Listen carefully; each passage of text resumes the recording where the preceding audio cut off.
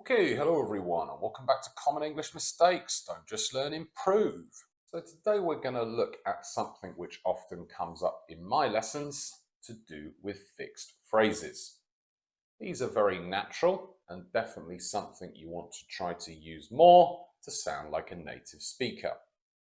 They also come up a lot in exams like Cambridge First, Cambridge Advanced, specifically in the use of English. But as we'll see, you need to get the word order correct or they're going to sound a bit funny. So anyway, the mistake is up here. We often take for granted our health. So see if you can correct the word order of the fixed phrase up there. And well done if you said we often take our health for granted. So the fixed phrase, take something for granted, means not fully appreciate something because you are familiar with it or it's normal. Being healthy is normal, so I think we all take our health for granted a little bit and don't fully appreciate it. Can also be a person. When his girlfriend left him, he realized he had taken her for granted. Either way, make sure the object, the someone or something, comes in the middle of the fixed phrase, not afterwards, like that original mistake. Not all fixed phrases are like this. For example, take advantage of something. Something needs to come after. We took advantage of the good weather and went to the beach.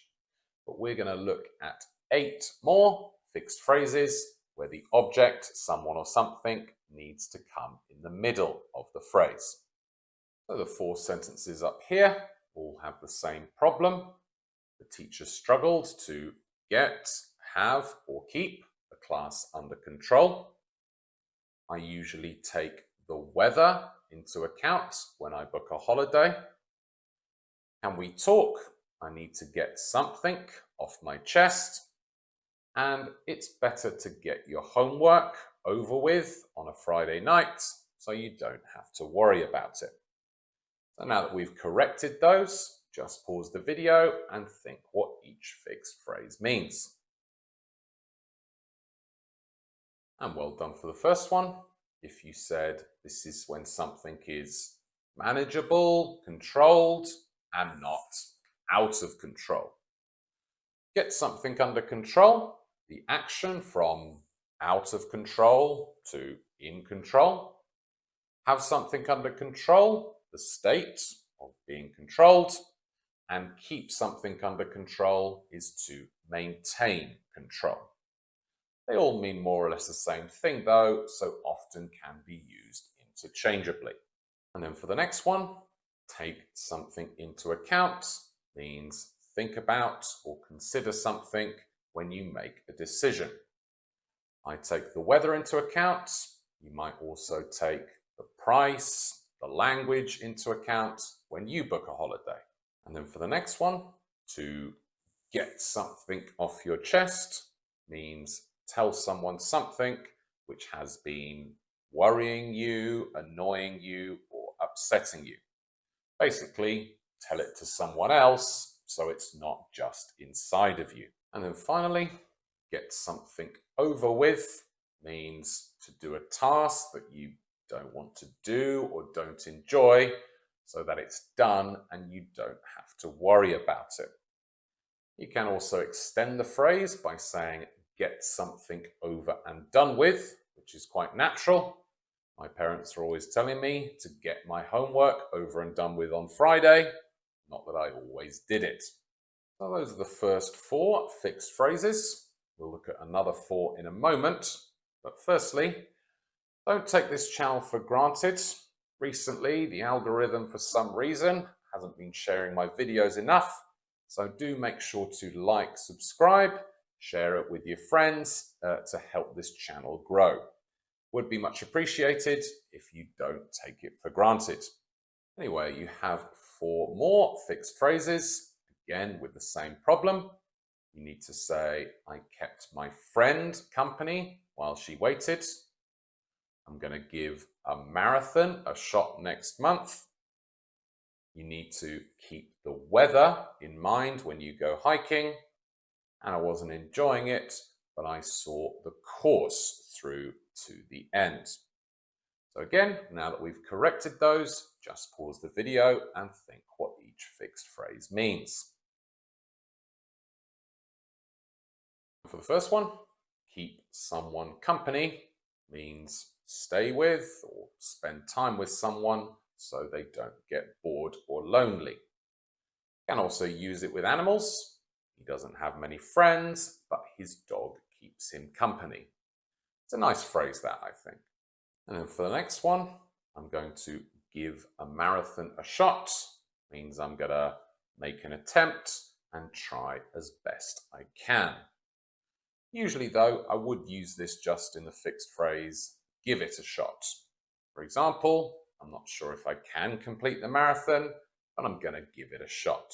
That's probably the most natural way to use this phrase. And then for the next one, keep the weather in mind means to remember something important. That's the way to use the phrase with an object, but you can also use it with keep in mind that plus a clause. So for example, when you go hiking, you need to keep in mind that the weather can change very quickly. And then for the last one, you could say this is a phrasal verb, but see something through to or till the end means continue something until it is finished. Again, often this may be something you don't particularly want to do. Anyway, there are 9 fixed phrases where the object needs to come in the middle of the fixed phrase. Like I said, they are very natural, so if you can study them, learn them, remember them, they will be quite useful at some point in the future. When you're ready, let's practice and improve. Just pause the video and put one of those fixed phrases from today's lesson into the gaps here. Remember that you might have to change the form of the verb, past, verb ing, etc. And well done if you said, who do you tell when you need to get something off your chest, like a problem. Other than health, what do we take for granted and not fully appreciated? When have you kept someone company while they were waiting? Then what do you like to get over and done with as soon as you can, so you don't have to worry about it? What do you take into account when you book a holiday or choose a place to visit? And finally, do you like to have everything under control, or do you just let things happen as they will? Well done if you got most of those correct. Fantastic if you got them all correct. Now, just choose a couple of those questions, maybe ones you're less comfortable with, and try to write an answer in the comments below. More of you have been doing this recently. It is really good, guys. Helps you to practice, use the language for yourself. And again, it helps me because it helps the algorithm, which for some reason hasn't been showing my videos as much.